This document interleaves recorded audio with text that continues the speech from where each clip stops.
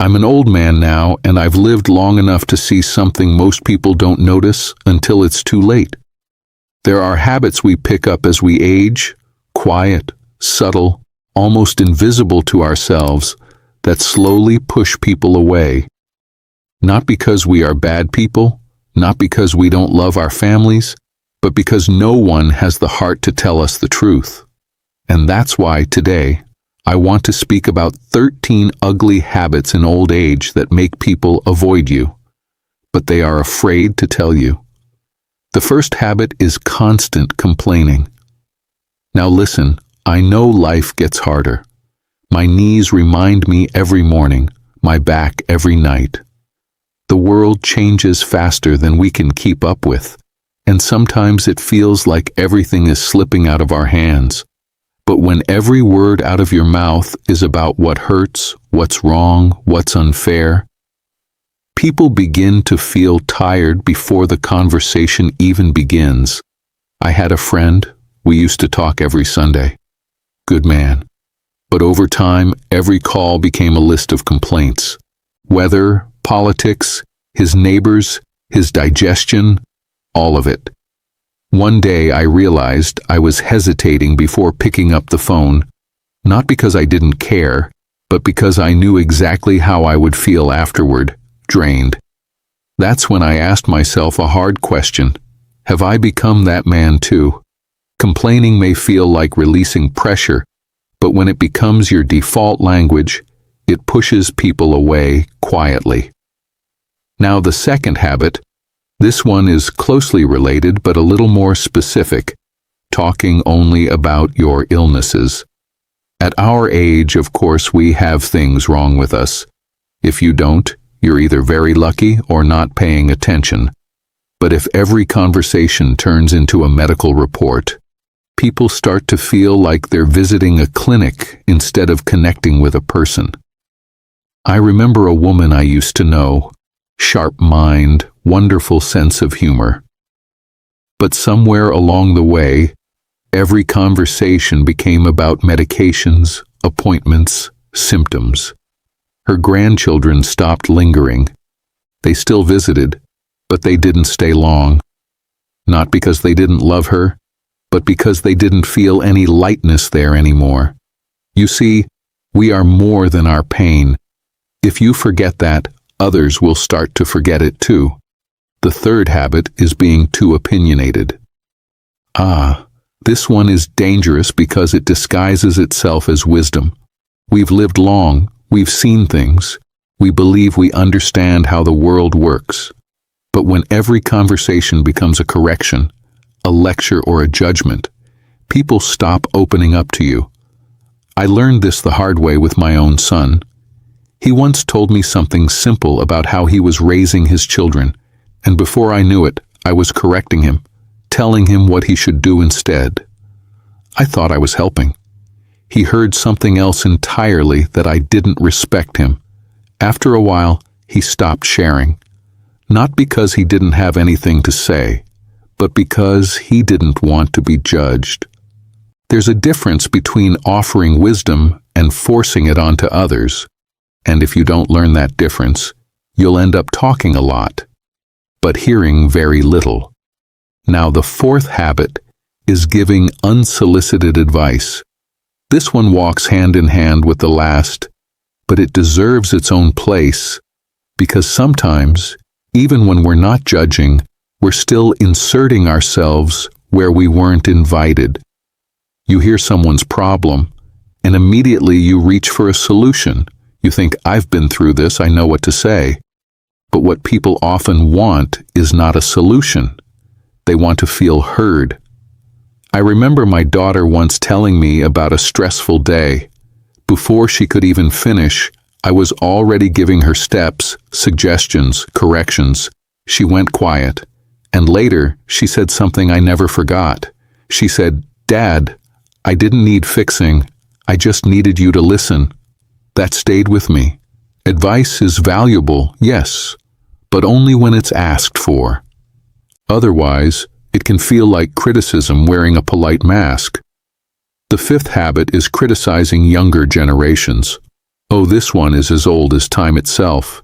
Every generation looks at the next and shakes its head. I've done it. We all have. Their music is too loud, their habits too strange, their values too different. But here's what we forget. Someone once said the same thing about us. And when all young people hear from you is disapproval, they don't argue, they simply distance themselves. I started noticing this with my grandson, bright boy, full of energy. But every time I pointed out what he was doing wrong, how much time he spent on his phone, how he spoke, how he dressed, he became quieter around me. It wasn't respect, it was withdrawal. So I changed.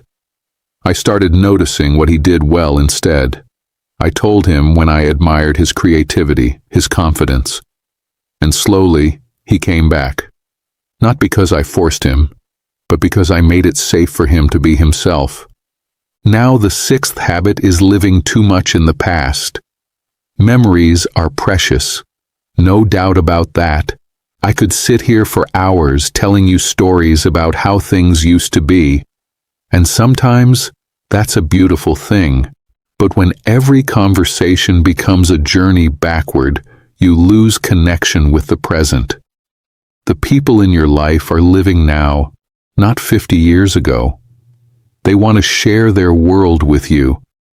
But if you're always steering the conversation back to your own memories, they begin to feel unseen.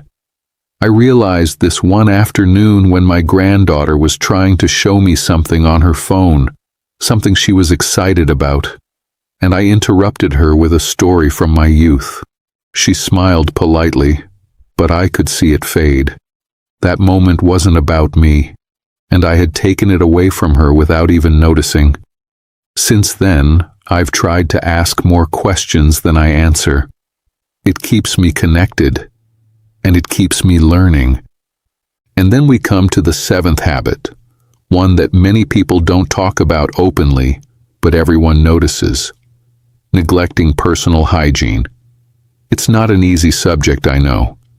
As we age, energy fades, routines slip, and sometimes we just don't feel the need to keep up appearances the way we once did. But this isn't about vanity. It's about respect. Respect for yourself and for the people who spend time with you. I remember visiting an old acquaintance years ago. Good man, kind heart. But his home smelled stale. His clothes were unwashed, his hair unkempt. I sat with him. I listened. But I didn't stay long, and I felt guilty about it. That's the thing. People may not say anything, but they feel it. Cleanliness, even in small ways, tells others that you still care. And when you show that, people feel more comfortable being close to you. Now let me tell you about the eighth habit. And this one creeps in quietly, almost without you noticing it at all. It's gossiping and meddling in other people's lives. When your world becomes smaller, it's easy to start focusing too much on the lives of others. Who said what? Who's having trouble?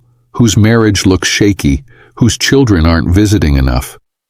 It can feel harmless, even entertaining at first, but over time, it chips away at something very important: trust. People may smile when you speak, they may even listen, but they begin to wonder what you say about them when they're not around. And meddling, that's even more dangerous. Stepping into situations that don't belong to you, offering opinions where they weren't asked, trying to fix other people's lives. I once knew a woman who meant well, truly she did, but she kept involving herself in her son's marriage, giving advice, taking sides, pushing her way into matters that weren't hers. It created a crack that never fully healed. Good intentions are not enough.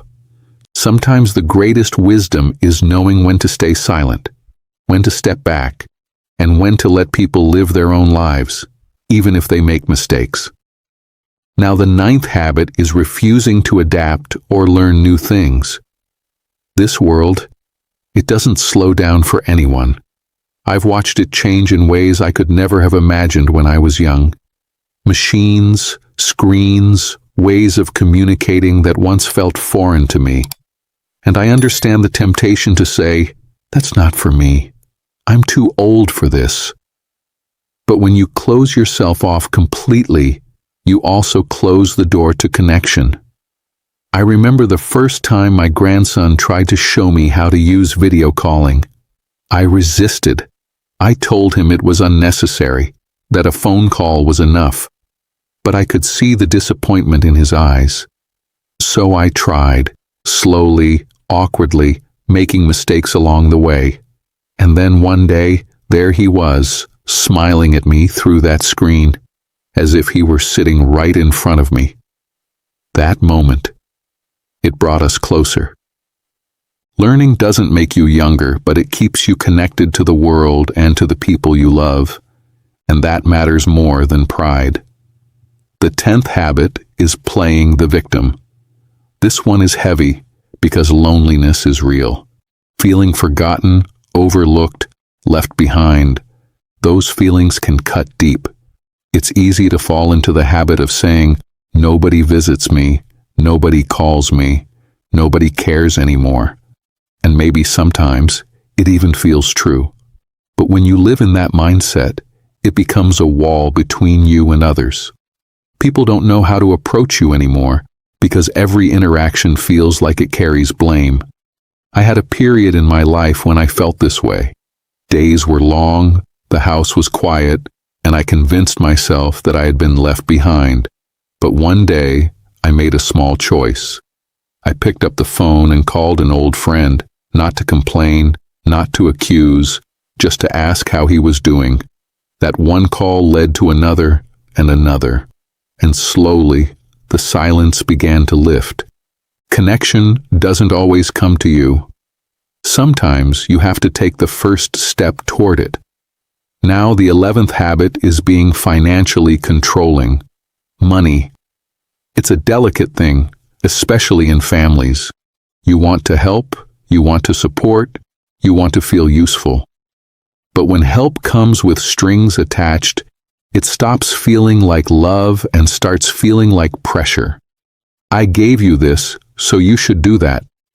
Even if you never say it out loud, people can feel it. I've seen families drift apart because of this.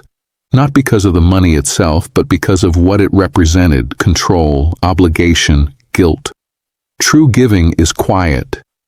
It doesn't demand recognition or repayment. If you give, give freely. And if you can't give freely, then it's better not to give at all. Because relationships built on emotional debt rarely stay strong. The 12th habit is refusing help. Now this may sound like strength on the surface. Independence, pride, standing on your own 2 feet. These are things we've valued all our lives, but there comes a time when holding on to that too tightly begins to push people away.